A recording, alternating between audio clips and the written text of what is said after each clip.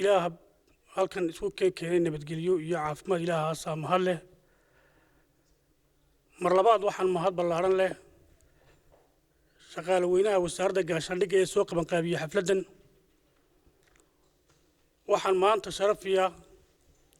inaan xilka ku wareejiyo wasiirkii wasaaradda macdanta iyo biyaha hore u ahaa mikana ah wasiirka wasaaradda gaashaandhigga wasiir waxaan kula ku soo dhawow halkan waxaad ugu timid shaqaale xirfadoodu aad u sareyso shaqaale beeshina shaqaale aad u fiican shaqaale soo dhaweyntoodu wanaagsan tahay xirfad badanna u leh oo aad iyo aad loo soo tababaray baad ugu timiday oo uu garwadeen ka yahay wasiir Cadabi oo ah oday haws oo jara oo ka soo qayb qaatay nabadeynta Soomaaliland ilaa iyo burco heshiiskii burco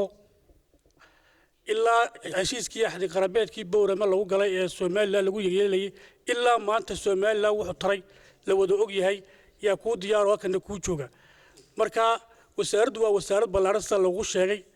oo aad iyo aad wax qabadkeegu u sareeyo fiican yahay oo security qaabilsan waxaan aad iyo aad u soo dhaweynayaa wasiir ku soo dhawow baan ku leeyahay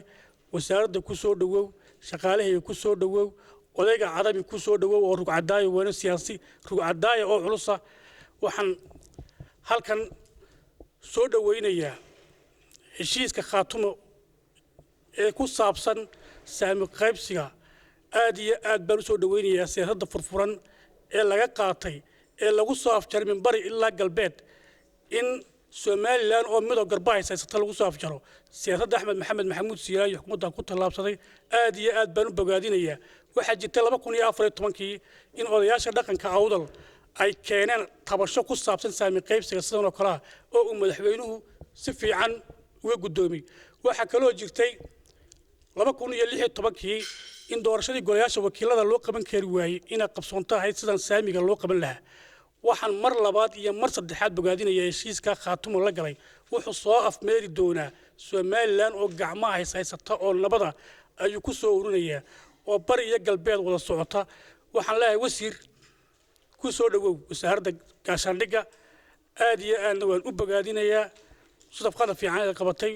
oday fiican oo rugcadaayo ku joogo wassalaamu calaykum wa rahmatullaahi wa barakaatuh